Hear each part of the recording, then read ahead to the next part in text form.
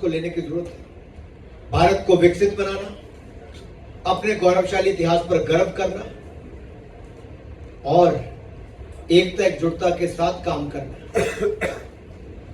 हमें अपने कर्तव्यों को निभाने का काम करना है। जब हर भारतीय उस दिशा में पंचप्रण में काम करेगा तो निश्चित तौर पर हम विकसित भारत भी बनाएंगे और साथ ही साथ अपने गौरवशाली इतिहास को, जैसे इंदौर में मैं रहकर कह सकता हूं, महाकाल लोक जीता जागता उदाहरण आपके सामने है। बनारस में काशी विश्वनाथ धाम आपके सामने है, केदारनाथ धाम आपके सामने है, सोमनाथ धाम आपके सामने है और अगले साल जनवरी में अयोध्या धाम भी आपके सामने बनकर तैयार हो जाएगी। तो हमने अपने गौरवशाली इतिहास को बचाया भी और संवारा भी और वहां से पर्यटन के माध्यम से रोजगार के अवसर खड़े भी किए। ग्रामीण क्षेत्रों में नैनो फर्टिलाइजर के माध्यम से हम लागत को कम कर रहे हैं। ड्रोन के माध्यम से स्प्रिंकलर या फर्टिलाइजर करने का काम भी कर रहे हैं, तो ड्रोन के माध्यम से सर्विसेज देने का काम भी कर रहे हैं। डिफेंस के सेक्टर को भी खेल रहे हैं तो स्पेस के सेक्टर को भी खोल रहे हैं। तो भारत में तो जो आज अवसर हैं वो स्पेस से लेकर सॉफ्टवेयर तक, स्पिरिचुअलिटी से लेकर स्पोर्ट्स तक सब उपलब्ध है। निर्भर युवा पर करता है कि वो किस क्षेत्र में आगे बढ़ना चाहता है। ग्रामीण भारत और शहरी भारत के बीच के अंतर को हमने कम करने का काम किया है। देश के हर गांव हर घर तक बिजली पहुंचाने का काम किया है। हर घर तक नल पहुंचाने का काम हम कर रहे हैं। और यही नहीं, हर बहन को रसोई गैस का सिलेंडर से लेके हर बेटी को शिक्षा के अवसर देने का काम कर रहे हैं। हर गांव में ब्रॉडबैंड का कनेक्शन हो, उस दिशा में हमारी सरकार ने भारत नेट को लेके काम करने का काम किया है। और जैसा मैंने पहले भी कहा कि 6 करोड़ इंटरनेट कनेक्शन से 81 करोड़ इंटरनेट कनेक्शन तक हम पहुंचे हैं। और फिनटेक के स्पेस में जिस तरह से भारत ने नई ऊंचाइयां प्राप्त की हैं, अधिकतर आपने देखा होगा वक्ताओं को बोलते हुए, उनके जो भी स्टार्टअप्स हैं, जो एंटरप्रेन्योर बने, वो टेक्नोलॉजी के आधार पर बने। और टेक्नोलॉजी के लिए आपको इंटरनेट और ब्रॉडबैंड की अपने आप में एक आकर्षण इन्वेस्टमेंट के लिए भी है। तो प्रवासी भारतीय दिवस के माध्यम से मध्य प्रदेश को तो लाभ होगा ही, समस्त भारत को भी लाभ होगा। दुनिया की 5वीं सबसे बड़ी अर्थव्यवस्था बनना भारत के लिए बड़ी बात है। दुनिया की सबसे तेजी से बढ़ती हुई अर्थव्यवस्था भारत बड़ी इकोनॉमीज में से एक है। और जहां दुनिया भर के देशों को नई चुनौतियां नजर आ रही हैं, हम आपदा में भी अवसर ढूंढकर आत्मनिर्भर बनने का काम कर रहे हैं। तो मुझे लगता है ये युवा प्रवासी भारतीय दिवस के माध्यम से हम वहां की जो नई जनरेशन है, युवा प्रवासी जो है, वो अपनी रूट्स से, जड़ों से जब जुड़ने आए हैं, हम उनको दिलों से जोड़ने का काम करेंगे, धंधे से जोड़ने का काम भी करेंगे, इनोवेशन से जोड़ने का काम भी करेंगे, कोलैबोरेशन के साथ जीवन में बदलाव लाने का काम भी करेंगे। और ये देश भारत के और भारतीय युवा जो विदेश में हैं, उनके माध्यम से दुनिया के लिए नई चुनौतियों से निकलकर अवसर देने का काम भी करेंगे। Across the country, who are the national awardees also participating. Many young entrepreneurs sharing their journey so far from startup to unicorn. Many talking about how to financially empower the women. Many talking about their experiences globally and how they can help the Indian entrepreneur to expand their work overseas. Many are willing to come to India with their projects about the food requirements of the world.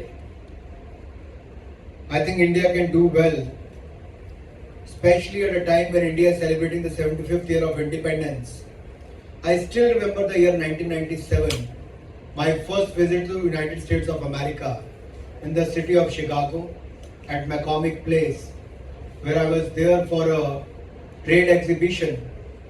I picked up a newspaper and it was written, India, a country of snake charmers and beggars, ready to celebrate the 50th year of independence. Then I thought, why people are talking about India in that way? Why such perception? That perception was changed within 2 years when Pokhran happened in India. World started looking at India in a different way.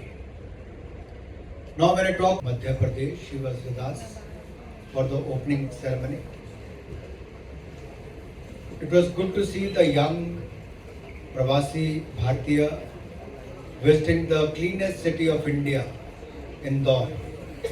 6 times in a row, Indore has become the cleanest city. Brain drain.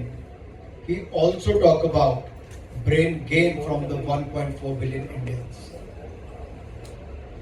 Well, while meeting many such young Indians who have come from various parts of the world, we were talking about many ideas, how we can work together, how we can collaborate, how we can contribute towards the growth of India. When we talk about the future of work, we talk about आज देश में रंग की राजनीति चल रही है, तो ये भी क्या इज डूइंग अ पॉलिटिक्स है। देखिए, अगर आप मेरे बात को देखेंगे तो मैंने बड़ा स्पष्ट कहा कि हम पासपोर्ट का रंग नहीं, खून के रिश्ते को मानते हैं। और दुनिया के किसी भी देश में कोई भी भारतीय किसी भी जाति धर्म संप्रदाय का हो वो भारतीय है, हमारे परिवार का हिस्सा है। और जब वसुधैव कुटुंबकम की हम बात करते हैं, केवल भारतीय ने पूरे विश्व को एक परिवार के रूप में मानते हैं, तो इसलिए उसमें सब एक है और एक भविष्य के लिए हम सब लोग इकट्ठे मिलकर काम कर रहे हैं। मंत्री जी, पूरे देश में खुलेआम क्रिकेट के सट्टे के विज्ञापन छप रहे हैं और पब्लिसिटी हो रही है, युवा भटक रहा है, इस तरफ आपका ध्यान है क्योंकि आपका भी डिपार्टमेंट है। अपने जिसको कानून की पालना नहीं की, जिसने तोड़ा है, उसको सबको नोटिस जा चुके हैं।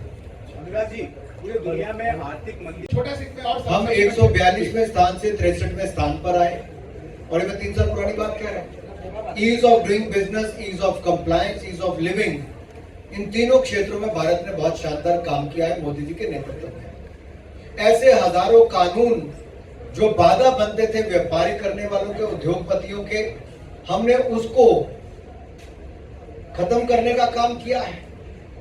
और लगातार भारत सरकार ने ईज ऑफ डूइंग बिजनेस के लिए लगातार कदम उठाए हैं और इसके ढेरों उदाहरण आपको इंडस्ट्री से देखने को मिलेंगे। और जो सिंगल विंडो सिस्टम है, बहुत सारे राज्यों ने और केंद्र ने भी अभी व्यवस्था खड़ी करनी शुरू की है कि आप एक पोर्टल पे जाके लॉन्च कीजिए और आपको अन्य राज्यों के विभिन्न विभागों के साथ संपर्क करके आपकी अधिकतर मुसीबतें वहां से खत्म होंगी। इसका लाभ क्या होगा? समय कम लगेगा। से ज्यादा बेरोजगारी हमारे हिंदुस्तान में है और अब लगातार जो पूरे देश का क्राइम रेट है वो इतना हाई हो रहा है। हर युवा को रातों रात अमीर बनना है। युवाओं को लेकर अनुराग ठाकुर खुद क्या सोचते हैं? आप युवा मंत्री हैं, कैसे उनको रोजगार मिलेगा? रोजगार के सवाल पर उनको आज भी जवाब नहीं मिलता और लगातार युवा क्राइम की दुनिया में आगे बढ़ते जा रहे हैं।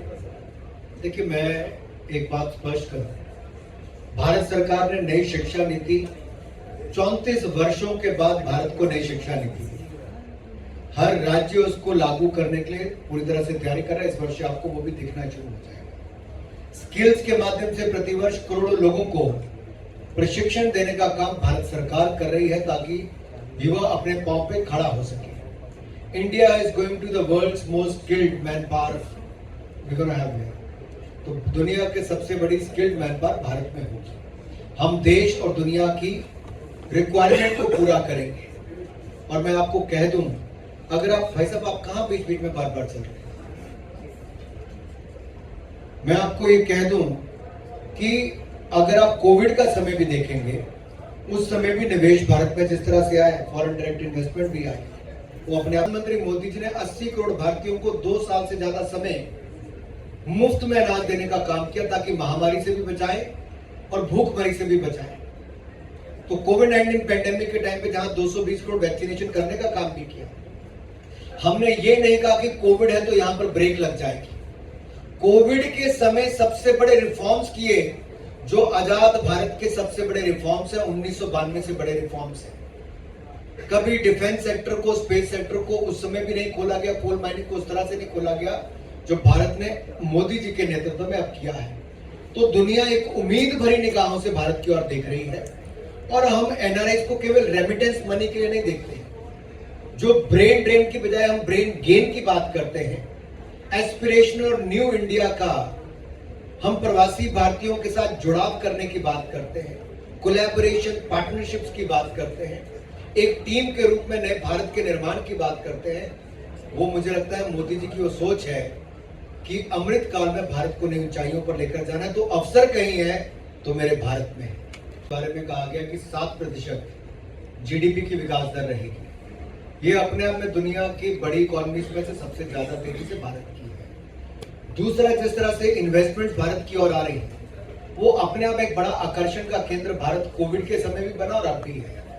रिटर्न ऑन इन्वेस्टमेंट जब भी कोई इन्वेस्टर देखता है तो भारत में उसको अपार संभावनाएं दिखती हैं, मैन्युफैक्चरिंग सेक्टर में भी, सर्विसेज सेक्टर में भी। और अगर आप देखेंगे दोनों ही क्षेत्रों में बहुत तेजी के साथ बढ़ रहे हैं। हमने जिस तरह से डिफेंस सेक्टर को खोला, 400 से ज्यादा आइटम आज भारत में बन रहे हैं। हम आयात करने वाला देश थे, आज निर्यात करने की दिशा में आ गए हैं। डिफेंस सेक्टर में आत्मनिर्भर बनने का काम हुआ। अक्रॉस ग्लोब एक रिसेशन का दौर चल रहा है, स्लो डाउन चल रहा है, चाहे यूके हो, यूएस हो, यूरोप हो, और वहाँ पे जीडीपी की स्थितियाँ आपके सामने है। क्या आपको लगता है ये भारत के लिए बहुत उपयुक्त समय है ग्रोथ स्टोरी के लिहाज से? जब हम एनआरआईज की बात कर रहे हैं, आज हमारे पास एंटरप्रेन्योर्स हैं, एनआरआईज है जो विदेश से आए हैं, उन लोगों में एक भारत में नई उम्मीद या नए सेंटिमेंट्स दिख रहा है ग्रोथ स्टोरी के लिहाज से? क्योंकि मौजूदा दौर में वहाँ पर माइनस चल रहा है और हम अभी भी IMF ने हमको जो कहा है, IMF की रैंकिंग हमारी अभी भी होपफुल बताई गई है। इसको, इस मैटर को जैसे